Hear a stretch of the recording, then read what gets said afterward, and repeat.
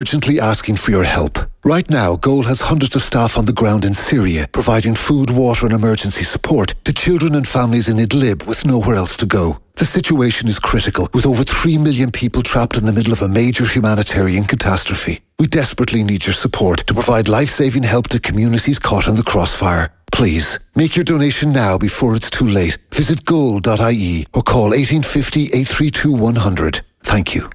Off the ball. This is News Talk. It's certainly up there with obviously all the major championships I've won, players, World Golf Championships. But this is under different circumstances. You know, I've explained throughout the year that I just didn't know whether, when this would ever happen again, or if I could somehow piece together a golf swing, this year, I feel like I could do it. My hands are good enough, and I just didn't know if I could, piece together a golf swing, but somehow I've been able to do that, and here we are. Tiger, that stampede on 18, I know you looked back at it. What were you thinking, and how did you refocus yourself? Well, to be honest with you, I could hear it. I just didn't really see much. I was kind of looking forward, and I figured the security they would hold them back. And when I got down to the golf ball, I looked back, and I think the left half of the fairway was covered, but not the right half. But the tournament wasn't over yet.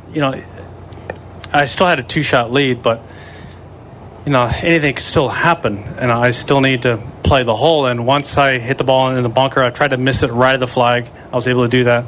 And once I got the ball onto the green, then the tournament was over. When I was hitting that bunker shot, just like in every weekend hacker, just whatever you do, don't blade this thing out of bounds. I went for a little chunk and run, and I didn't try and play the lobber all the way back to the flag. Just a little chunk and run, and tournament was over. Tiger, you talked about these special people in your life, but how special was it to have some of the guys that are going to be flying with you on the flight to Paris tonight? And also, in the second question, can you call what Rory was saying to you down that last part of the last hole? Yeah, he was flying tonight with the guys. It's going to be fun. We're going to have... You buying drinks? Yeah, we're going to... I think we're all going to sleep well. Fair play, man. There you go, Tiger Woods, who is going to enjoy his journey, or has enjoyed his journey over to Paris following his victory at the Tour Championship yesterday. His first Tour victory in 5 years, completing what has been an absolutely remarkable comeback. Joining us on the line to speak about that is Lawrence Donegan. You're very welcome to the show again, Lawrence. Speak us and talk to us through what you were thinking watching that, because when we see the crowd swarming around Tiger heading up to the 18th green there, this is something that is unusual, has been missing from golf. There's we tweeted out last night, this is what box office looks like, and that's essentially what it felt like last night, watching Tiger back in contention at a big tournament like this. Yeah, you're dead right. But before we go any further, I advise you to go on Twitter. There's a picture of the US team coming off their private jet in France this morning. You got to see it. They've all got dark glasses on. They look wrecked. So I think they had a few. As to the couple of shandies. A couple of shandies. As to what happened on Sunday, it was, well, you kind of go back through the history of great sporting comebacks. I mean, I don't know about you, Richie. I can only think of Muhammad Ali, maybe. Bob Champion, maybe. Something like that. But Tiger, you consider where he's been, what's happened, the personal scandals, the injuries, the divorce, the video released last year by the police in Florida of him, mumbling, stumbling after he's been picked up at the side of a roadway. It was quite amazing. And the actual watching it, again, it was brilliant marketing by the PGA Tour. I mean, they never let people on the fairways. It's always so kind of roped off and closed off. Yeah. But they clearly made a decision. If this happens, we're going to, so they let them on down the fairways. It was stunning. Brilliant TV, brilliant shots. And it all kind of went to plan. The only is this FedEx Cup thing is such a mess. Tiger wins the tournament, Justin Rose wins $10 million. But other than that, it was a perfect staging. a perfect performance from Tiger Woods, and just as I say, probably the best comeback in the history of sport. Yeah, it looked like a homecoming of sorts, watching pretty much everybody around. Like he mentioned afterwards that there were lots of players that made their way out to the 18th green to greet him. He was suitably emotional, as you'd imagine he would be. Like we talk about in terms of comeback, it's not like he's been away. It's not like he was Elvis gone off to the army and he's coming back to try and perform. This is a guy who, as he mentioned himself in that audio we played just before, was trying to piece together a golf swing at the start of this year. So to come and make that much of a journey throughout this 12 months alone, never mind the last 5, where he's trying to piece together a golf swing to the point where he's in contention for and now winning tournaments, heading to the Ryder Cup as one of the most informed players in the world, never mind the vice captain we thought he'd be 6 months ago. This is just like head-scratching stuff. Yeah, well, Nick Faldo, ever the blabbermouth, he let it out earlier in the year that the 2017 Masters Champions dinner, Tiger's had told a couple of the guys at the dinner that he was done. So if Tiger thought he was done in 2017, I think the rest of us all had the right to think he was done. And you're right, he'd never disappeared, which kind of made the kind of comeback all the more enthralling, because it was sort of played out in public view. So we had the scandal of 2010. He came back to a certain degree in 2013, won 5 times in the PGA Tour, and then it went completely off the rails. The kind of aborted comebacks in 15, the chipping yips, the back where you could barely walk on a golf course. It was all played out in public, and I think that kind of drew people in. That was part of the appeal. Then he came back this year. He's thinking he's done. He comes back this year and he's actually got a golf game together. Because guys who kind of follow golf, nerds like me, the real destroyer of a career is a chip. I mean, people have the putting yips. Bernard Langer had the putting yips half a dozen times, but he somehow pieced together some kind of putting thing. That got him through. But the chipping yips is the absolute death knell. You get the chipping yips, it feeds all the way through your game. Look at a guy like Martin Keimer, who's fallen off the edge of the world. Martin Keimer has the chipping yips. Martin Keimer is never coming back. Okay, I think he's out of the top 100 in the world now. But Tiger, such as Tiger's talent, such as his grit, such as his determination, growth mindset, whatever it is, he pieced it together. He found a game, and it all was played out in public. And I think that kind of narrative ebb and flow grabbed us all in. And kind of yesterday, not quite the denouement, because I think next year will be the denouement. Let's see if he wins a major championship next year. If he gets one, he can get another 3. He matches Nicklaus. I mean, the next 2, 3, 4 years, if physically he can stay with it, psychologically he's clearly repaired. It's going to be what a story it's going to be for the next 2 or 3 years. Yeah, Lawrence, you spoke about the lads getting off the private jet, and he's speaking about that himself afterwards, and he's going to enjoy it. Even listening to him post round last night as well, when he was talking about close to tears going up the 18th fairway. We've never really seen that side of him. I think that's been genuine across the course of the year. Is it genuine, or is it been one marketing ploy someone's been behind him? You're going to have to show the softer side. You're going to have to show a more humble Tiger Woods. Or has it been genuine Tiger Woods being the person that perhaps we've never seen before? Kevin, what made you so cynical, Kevin? I don't understand. I was sucked in last night from the start. So I was sucked in. It was theatre last night, pure theatre. Right, yeah, well, you're dead right. You go back 3 years. The whole thing about Tiger has been closed off. He's never really been. He's an authentically great athlete, but he's never been an authentic kind of human being, at least not in public. You speak to guys who hang out with Tiger socially, and they tell you he is a top lad. He's good fun, a good laugh, has a good deal of humility. He's just one of the guys. But in public, he's always been closed off. He's never been authentic. I think 2006, when he won the Open Championship at Hoylake, it was a couple of months after his father died. I mean, he collapsed in tears there in public. But other than that, you would never really say there's been apart from the kind of triumphant stuff, there's never been a really authentic display of emotion from Tiger. Yesterday, and again, I think it's a kind of psychological repair, isn't it? He's kind of known what it is to be humbled, really humbled, and in full public view. And I think I think he genuinely has changed. I mean, I'm no sort of trained psychologist, but I think he genuinely has changed. He knows he's a bit more humble. He knows what it's like to be literally down in the gutter. And I think his fellow players, that was really touching, actually. The other players were standing waiting for him afterwards. And I think that was kind of heartfelt. We'll see how they feel next year when he's beating their brains in every week. But that was, again, I think all of that speaks, and I think you're right, I think it all speaks to a kind of more empathetic Tiger, somebody that not only his fellow players can embrace, but maybe the general public can embrace even more than they did when he was the kind of dominant guy back in the early noughties. But yeah, it was, and again, it adds to the kind of thrill and the brilliance of the narrative. He is a changed personality. It seems that way when you listen to him speaking there, and he's talking about going and enjoying this victory and going and enjoying it with the fellow US team members on the plane over. Yeah. That's not necessarily the Tiger Woods we knew when he was at his quote-unquote peak. Similarly, it seems as if that Ryder Cup vice captaincy over the last couple of years has given him a sense of being able to be on the sidelines and take in what other people are like around the golf course and what other people perhaps should be like in and around the golf course.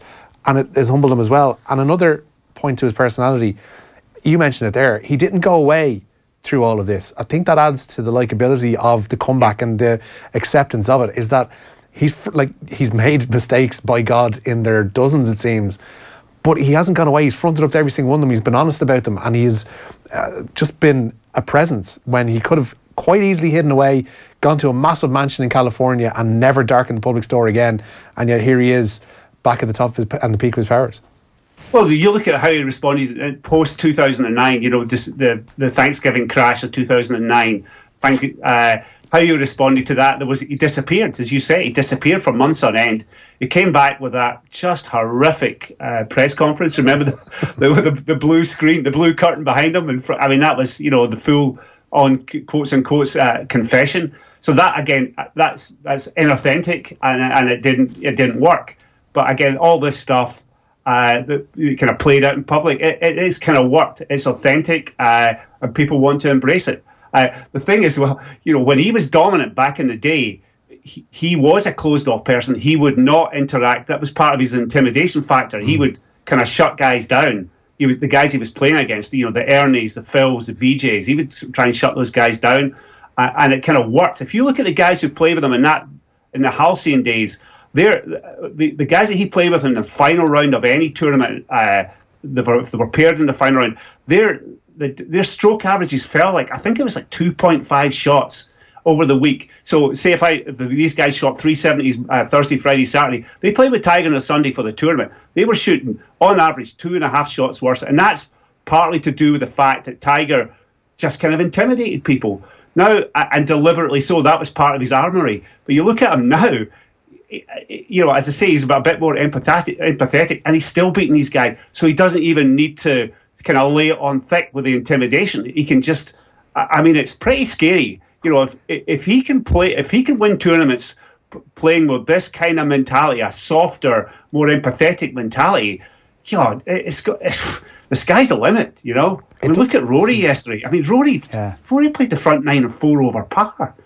And Tiger's not trying to, because they're mates, right? Tiger's not trying to crush him, but he's just got this aura. It's, and it did for Rory yesterday, because Rory was playing great this week and he was nowhere yesterday. And you got to think that part of that was to do with playing with Tiger.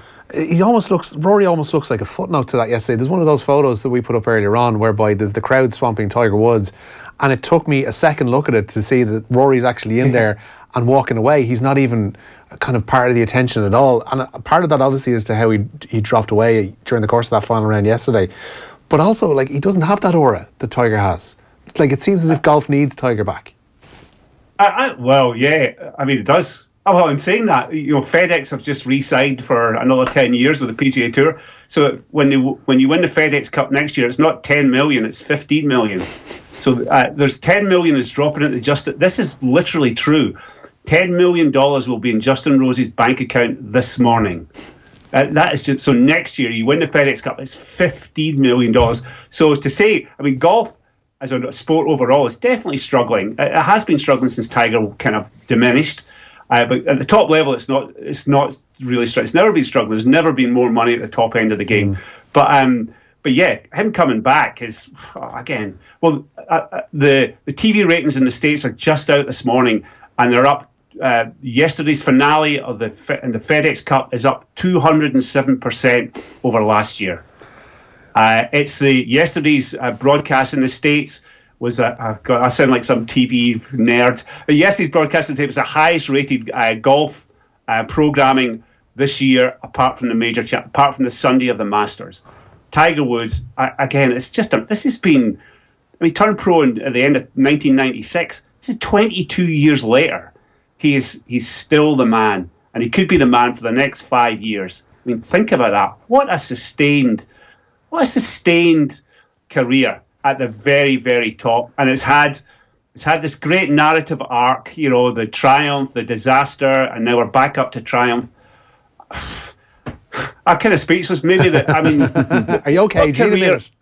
Yeah, well, obviously Ali always comes into discussion, but what career in sport has ever been more compelling than this and more brilliant than this? The Ryder Cup record of Tiger Woods is not necessarily that glowing when we take into account everything else. What kind of Tiger are we expecting here? Like his foursome four balls record, I think he's only won 9 out of I think about 20 odd matches in terms of grouped play over the course of his Ryder Cup appearances. Hasn't played at a Ryder Cup since 2012. I mean, this is going to be a new Tiger Woods in pretty much every respect that comes into the team room this week in Paris. Yeah, it depends if he sobers up by Friday. That's one factor. But probably not the best of jokes with Tiger Woods, to be honest. Yeah, that's true. That's bad. I'll withdraw that. I don't want to get tweeted out. Well, it'll be, his foursome and four ball record is awful. And again, partly plays into this whole guys. Just you turn up on the first tee and Tiger Woods. You're playing with Tiger Woods. 1, you think you're not really worthy. 2, oh my God, please don't let me embarrass myself in front of Tiger Woods. And 3, I don't want to let him down. And again, it all went back to his persona back in the day. Now that he's changed, clearly, you would think that it's a generation. Sorry, I'm sort of getting distracted here, but it's a generational thing as well. So Justin Thomas, hasn't really competed against Tiger, so he'll be a bit you would think he would be a bit less intimidated. I would expect him to do a little bit better this week in foursomes and four balls, but you never know in the Ryder Cup. There's all sorts of variables, but his singles record over the years is really good. So you would expect him. If I'm a European player and I'm stepping up on Sunday afternoon, I don't want to be playing Tiger Woods. I just don't. He's the best form player in the world right now.